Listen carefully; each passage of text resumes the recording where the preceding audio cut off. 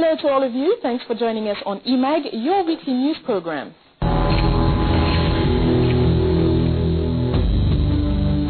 In this week's EMAG, we'll be talking about autism, the child illness that is also very present in Africa. In today's program, we'll highlight the CHIP organization fight against autism in Senegal. As this weekend is celebrated the Maulud, the celebration of the birth of the Prophet of Islam, peace be upon him, we'll be looking at the true meaning of this event, attracting every year thousands of pilgrims in the holy city of Tiwawan. And in a context of current crisis between Muslims and Christians in Nigeria, we'll be talking to Muhammad Nasirullah Nasiru, a grandson of Sheikh Ibrahim Niasse, founder of the FIDA religious organization which counts thousands of disciples in Nigeria. In sports, we covered the arrival of the Lions from Bata after their defeat and elimination from the African Cup of Nations. And our very special guest this week is Mr. Mustafa Jack, professor at Baton Rouge University in Louisiana, an e-learning specialist with whom we'll be talking about Africa's development through ITCs.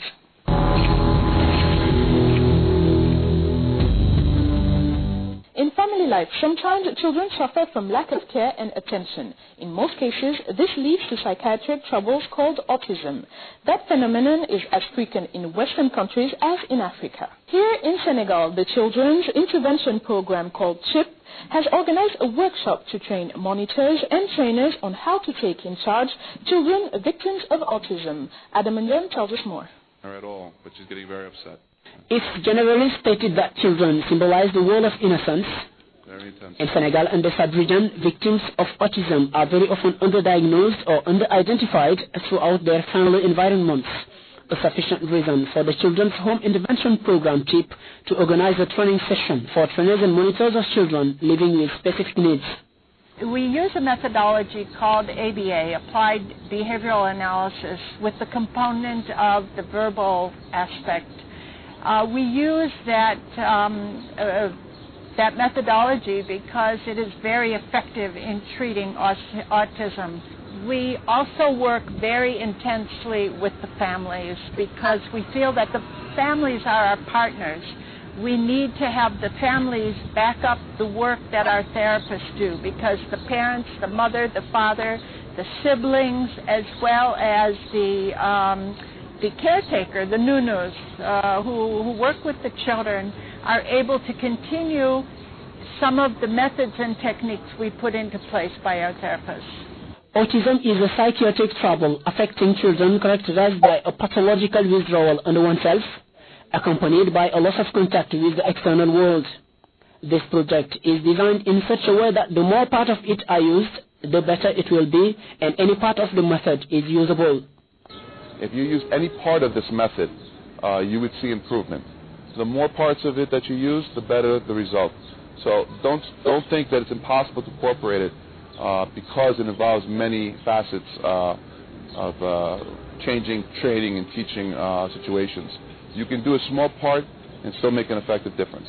ABA consists of a very structured way to teach children with autism that focuses their attention, breaks complex tasks down into smaller parts so they're more manageably taught and more easily taught, and also incorporates a system of motivation for the child to keep the child focused and on task longer so that learning can occur. Many disciplines linked with educational psychology can be found in this program. The NGO CHIP International has decided to involve local families who should continue the work of centers at homes. Hospitals and universities are also associated for a good implementation of the program in Senegal. This Saturday is celebrated the Maulud, the commemoration of the birth of the Prophet of Islam, peace be upon him. Every year, the Tijaniya community of Senegal gathers in the holy city of Tiwawan to celebrate. Maulud al-Nabi is a yearly event which celebration in Senegal was initiated by El Hadj Malick Sy, and this year is the 110th edition. Seydina Alinjigo tells us more.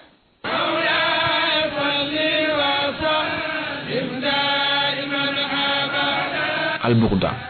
This sort of praise has resonated in Tiwawan and in all Senegal's Tidani homes for 10 days. 10 days of devotion, 10 days of glorification in honor of the Prophet Muhammad, peace be upon him.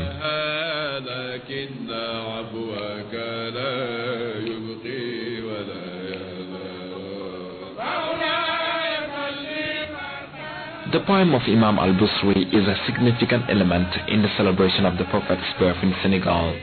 It is especially a factor of reconciliation as El Hajj Malik Sy recommended the recitation of its 10 chapters for 10 days in the month of the Islamic calendar Rabiul Awal, many scholars having located the date of the celebration of the Prophet's birth during each of these 10 days.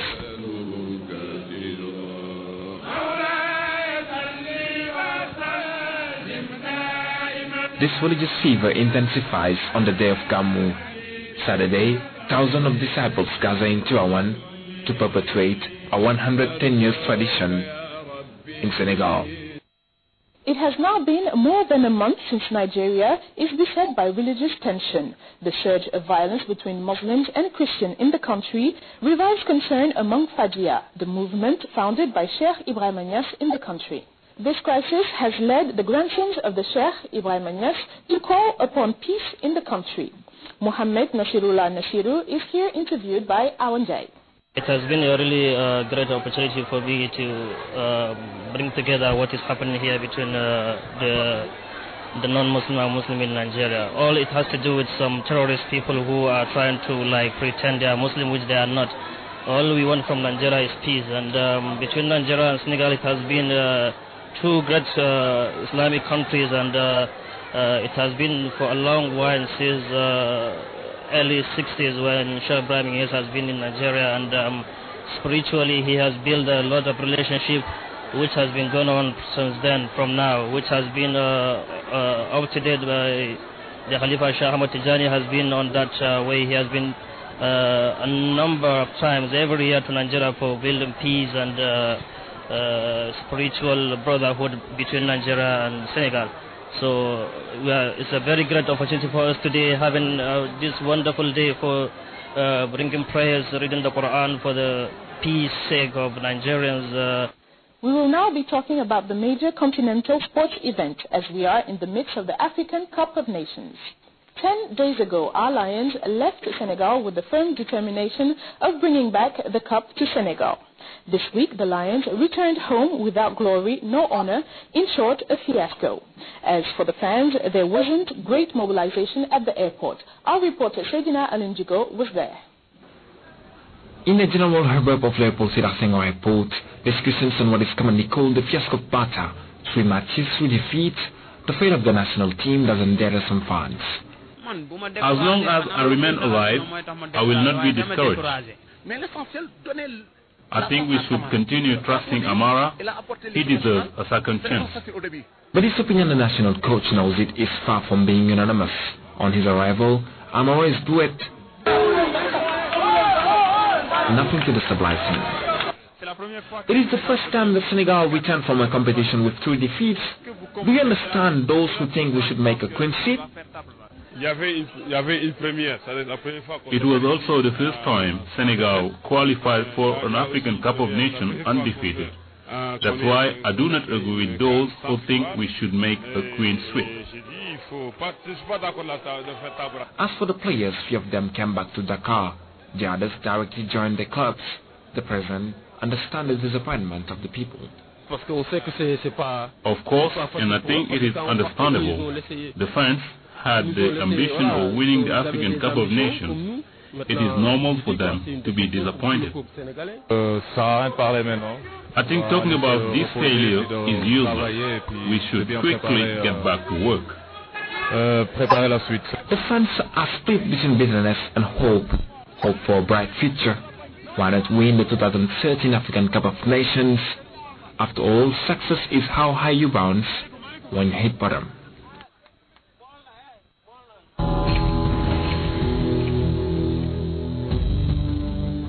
Our very special guest this week is, as last week's guest, a teacher, a Senegalese professor teaching in an American university, more precisely at Baton Rouge University in Louisiana. His name is Mr. Mustafa Jack.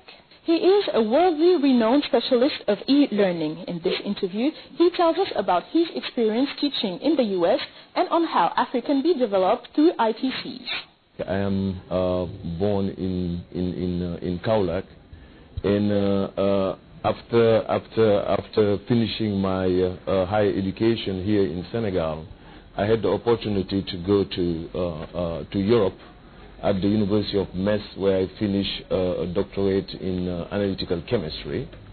After that, I had the opportunity to go to the United States and work in one of the biggest labs in the United States, which is called Oak Ridge National Laboratory. That was the laboratory that was used to develop the hydrogen bomb in the U.S. So I stayed there 3 years, and after that, had the opportunity to go to Louisiana, and I was appointed there as a postdoc in order to conduct some research in natural product.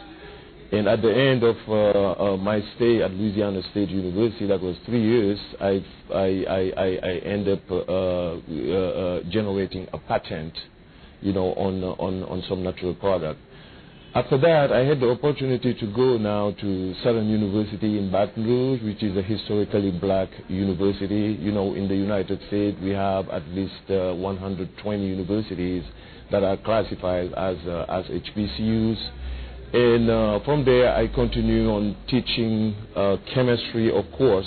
But in the meantime, around 1995, I was very, very interested in using the technology of the internet in teaching and learning.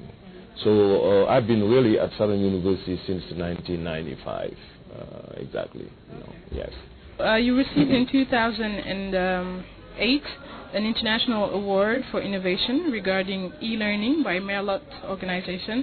So what is Merlot, and how do you feel about receiving this recognition? Yeah, but Merlot stands for Multimedia Education Resource for Learning and Online Teaching. Basically, if you, during the last 10 years, we have realized in higher education that if you wanted to provide e-learning, that means providing possibility to be able to learn using internet technologies, one of the main barriers is always the content, And Merlot had been really an organization that was started since 1999.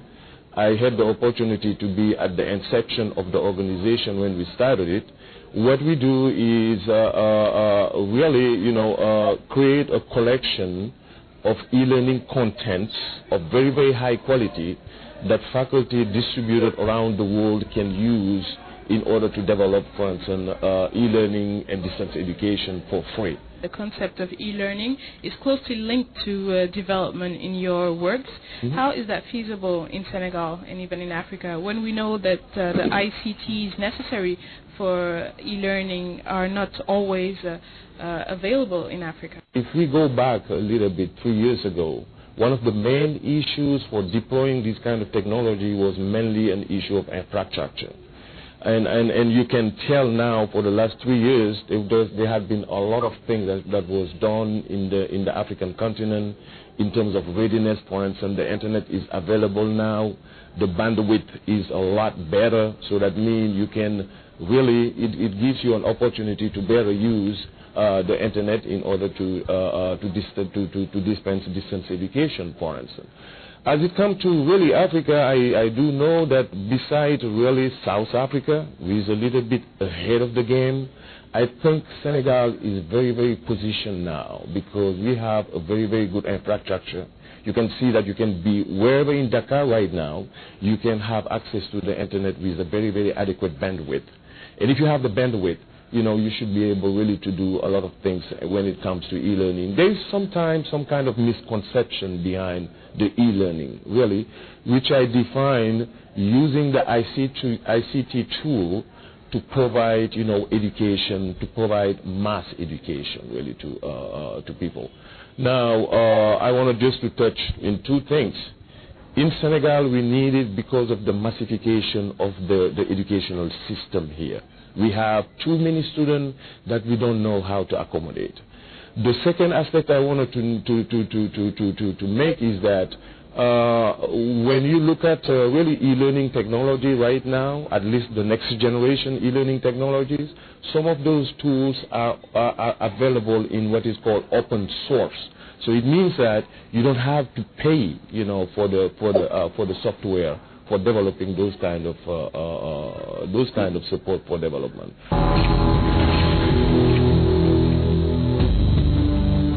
Let us now see this week's international news roundup.